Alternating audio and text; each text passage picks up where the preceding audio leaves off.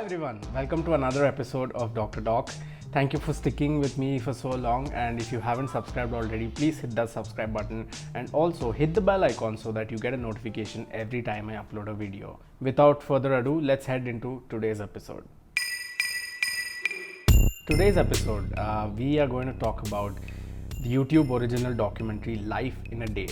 This was a documentary that was released on the 6th of February of 2021, and this was directed by Kevin Macdonald and a host of other contributors. So let me tell you a bit about the format first so that you understand what the documentary is about.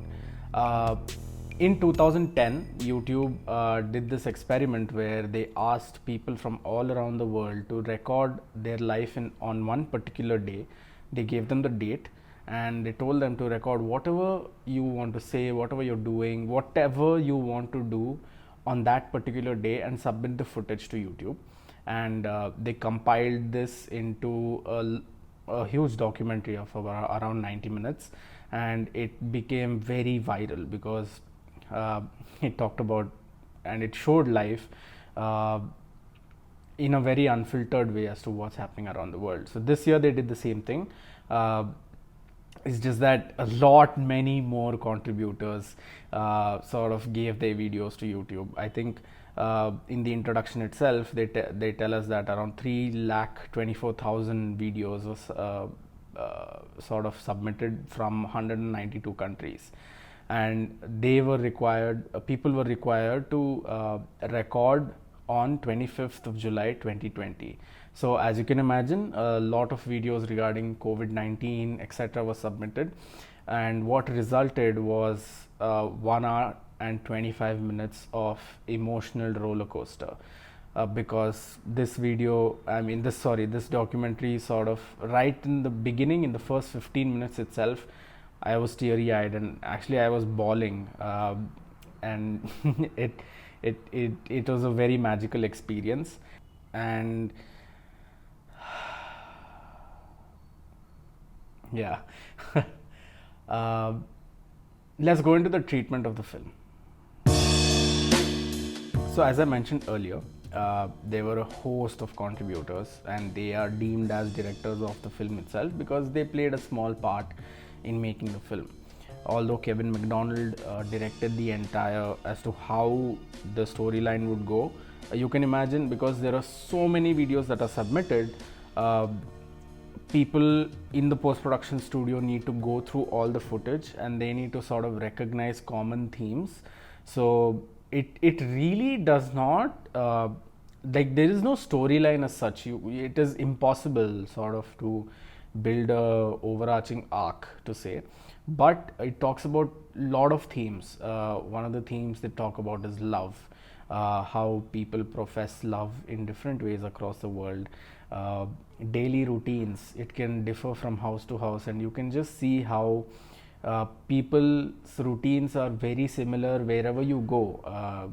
Nothing is sort of out of the ordinary, because if you are empathetic, if you put yourself in people's shoes, you will realize what kind of life they are going through.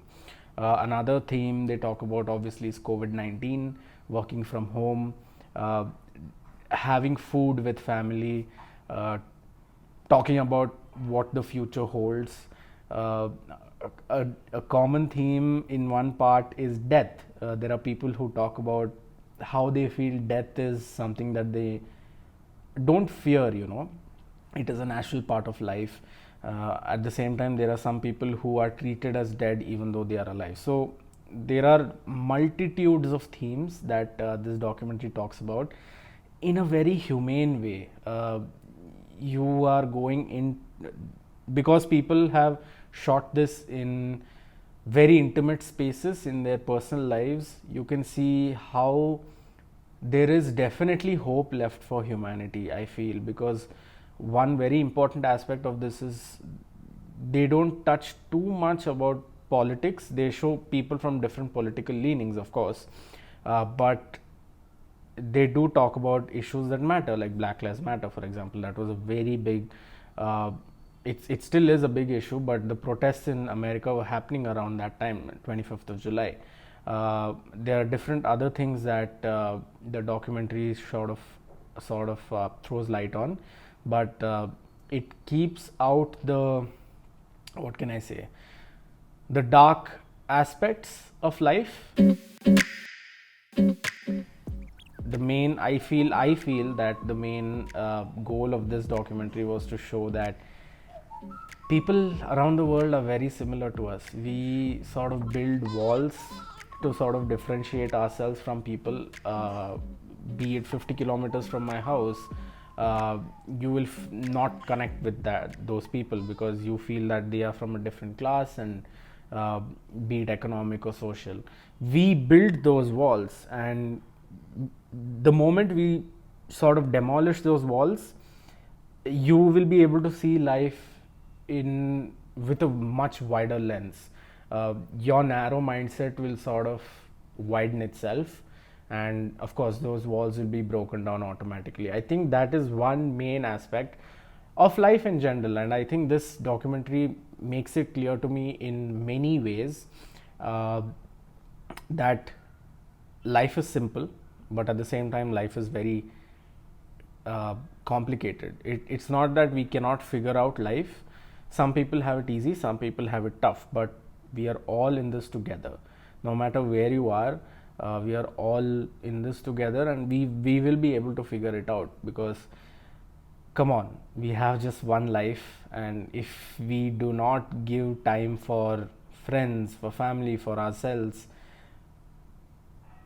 we can find other avenues, because not everyone's life is the same, but we will be able to figure it out. I think that was sort of the feeling I got after watching this documentary. So it is definitely a recommendation from my side. I will link the documentary in the description below. Please go have a watch.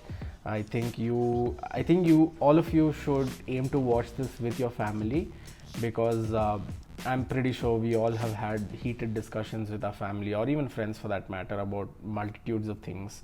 I think something like this will sort of bring the bond and sort of solidify the bond further. So please do have a watch, and let me know what you feel, and please hit the subscribe button, like, share, comment, and tell me what you felt about this documentary. Thank you so much for watching, and see you guys in the next episode. Ciao.